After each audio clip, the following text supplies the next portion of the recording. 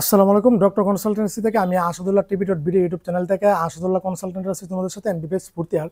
তোমরা জানো যে গতকাল কিন্তু অলরেডি সরকারি ডেন্টাল কলেজ ও ইউনিটের কিন্তু দ্বিতীয় মাইগ্রেশনের ঐচ্ছিক মাইগ্রেশনের রেজাল্ট ও অপেক্ষমান তালিকা ওয়েটিং লিস্ট কিন্তু প্রকাশ করেছে।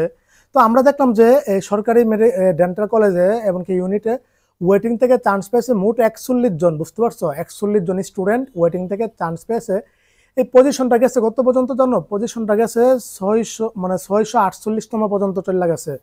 যে ডেন্টাল অ্যাডমিশনে 648তম হয়েছে ও সরকারি ডেন্টাল কলেজে অথবা ইউনিটে চান্স পেয়েছে, সুযোগ পেয়েছে। আর ভর্তি তাহলে শুরু কবে থেকে শুরু হবে? ভর্তি শুরু হবে 8 থেকে নিয়ে 26 মে পর্যন্ত মানে ভর্তি। এর মাধ্যমে যাদের মাইগ্রেশন হয়েছে ওরা ভর্তি হতে হবে, এমনকি যাদের অপেক্ষমান তালিকা থেকে নাম এসেছে ওদের ভর্তি সম্পূর্ণ করতে হবে। তাহলে বিষয়টা হলো যে ভাই ডেন্টালে সিট কয়টা? সরকারি দেখো যে সরকারি বাংলাদেশের সরকারি ডেন্টাল কলেজ ও ইউনিট আছে মোট 9টার মতো, বুঝতে পারছো? তার মধ্যে শুধু একটা ডেন্টাল কলেজ, সেটা হচ্ছে ঢাকা ডেন্টাল কলেজ, বাকিগুলি বিভিন্ন মেডিকেল কলেজের ইউনিট। তো দেখো যে 500 সিট আছে, 500 সিট থেকে আমরা দেখলাম যে অলরেডি দ্বিতীয় মাইগ্রেশন পর্যন্ত, দ্বিতীয় ওয়েটিং পর্যন্ত চান্স পেয়েছে 648তম, বুঝতে পারছো? 48তম সিরিয়ালটা গেছে 648তম, আর সিট আছে 500। কথা ক্লিয়ার? তো বিষয়টা হচ্ছে যে ভাই এখন তোমাদের অনেকের ডেন্টাল ইউনিটে চান্স হয়েছে, ডেন্টাল কলেজে আমাকে নক দিয়েও জানিয়েছো।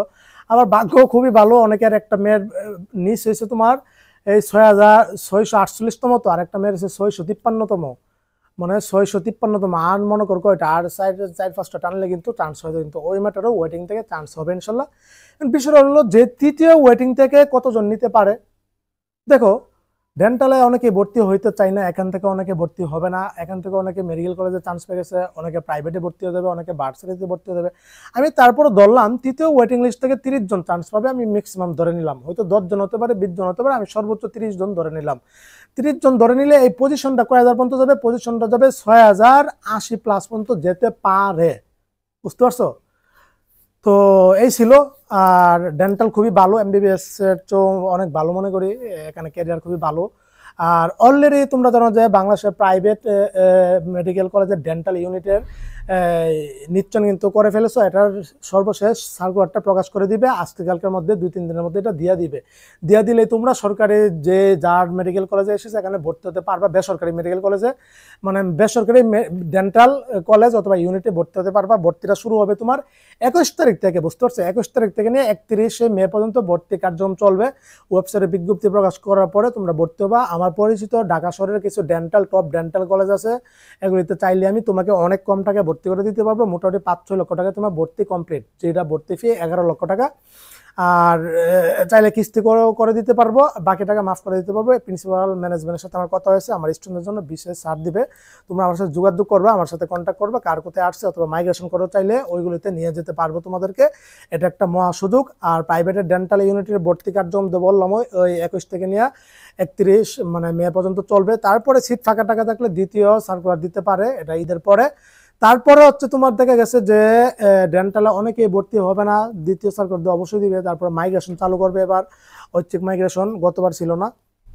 তো ডেন্টাল বেস্ট কেন? বেস্ট ডেন্টালে কম সময় লাগে, তারপর হচ্ছে তোমার কম সময় বলতে দ্রুত ক্যারিয়ার গঠন করা যায়, বেশি টাকা, তারপর হচ্ছে তোমার মানে এমবিবিএস কিন্তু ক্যারিয়ার গঠন করতে বহুত সময় লাগে, লং টার্ম মানে টাইম লাগে, বুঝতে পারছো? কিন্তু ডেন্টালে কিন্তু ওইটা না। ডেন্টালে প্রচুর টাকা, তুমি চেম্বার দিয়ে টাকা উপার্জন করতে পারবা, মোটামুটি ভালো একটা পজিশনে যেতে পারবা। আর পৃথিবীর টপ 5টা পেশার মধ্যে অন্যতম একটা হলো ডেন্টাল, বুঝতে পারছো? এটাতে প্রচুর টাকা, প্রচুর সম্মান। ডাক্তার নামের আগে লিখাতে পারবে এমবিবিএস আর বিডিএস, মানে ডেন্টাল যাদের ডিগ্রি আছে ওরা, আর কেউ ডাক্তার নামের আগে লিখাতে পারবে না, বুঝতে পারছো? তো বাইরের দেশে এগুলিতে ডেন্টালের প্রচুর মূল্য, বুঝতে পারছো? প্রচুর ডিমান্ড। বাংলাদেশে এখন বর্তমানে ডিমান্ড, বাংলাদেশবাসী এখন বুঝতে পারে, মুখে তোমার সৌন্দর্যের অবয়ব ফুটে তুলে এই ডেন্টিস্টরা, এই ডেন্টাল সার্জন যারা আছে ওদের মাধ্যমে। তো বিষয় হচ্ছে যাদের সরকারিতে হয়ে গেছে ভর্তি হয়ে যাও, সমস্যা নাই। বেসরকারিতে যাদের চান্স পেয়েছো, আমার সাথে যে সব ছেলেমেয়েরা মেন্ডিতে, তারপরে সাফেনা উমেন্স ডেন্টাল কলেজে, মেন্ডি ডেন্টাল কলেজে, সিটি ডেন্টাল কলেজে যারা চান্স হয়েছে, অন্যান্য ডেন্টাল কলেজে যোগাযোগ করবা। আমি সর্বাত্মক হেল্প করবো, সাহায্য সহযোগিতা করবো। চাইলে মাইগ্রেশন করো, আমার পরিচিত ডেন্টাল টপ কলেজগুলোতে নিয়ে যেতে পারবো, অনেক কম টাকায় ভর্তি করে দিতে পারবো, এটা নিশ্চিত থাকো মোটামুটি। হ্যাঁ, তো এই ছিল। আমি এখন সিলেট চলে যাব, আমার এক আঙ্কেলের মেয়েকে ভর্তি করাতে গিয়েছিলাম একবার, তখন মাইগ্রেশন হয়েছে, এখন ওই কাগজপত্র টাকা পয়সা নিয়ে যাওয়ার জন্য। এখন আঙ্কেল আমাকে সাথে নিয়ে যাবে, এখন রওনা দিব। আমি 2 দিন একটু ব্যস্ত থাকবো, হয় সিলেটে একটু মনে করো বিজি থাকবো আমি 2-3 দিনের মতো। আর সিলেট থেকে আরেক আঙ্কেল ফোন দিছে যে আমাকে আবার ওই আঙ্কেল কুয়েট থেকে যে আমাকে আবার রাজশাহী যেতে হবে, ওই আঙ্কেলের ভর্তির কার্যক্রমে মানে ভর্তিটা সম্পূর্ণ করে দেওয়ার জন্য আমাকে অনুরোধ করতেছে। তো ওইটা ইনশাল্লাহ চেষ্টা করবো করানোর জন্য, একটু ব্যস্ত থাকবো। তো সবাই ভালো থাকো, সুস্থ থাকো, সকলের জন্য অনেক অনেক শুভকামনা রইল। আসসালামু আলাইকুম ওয়া রাহমাতুল্লাহি ওয়া বারাকাতুহু।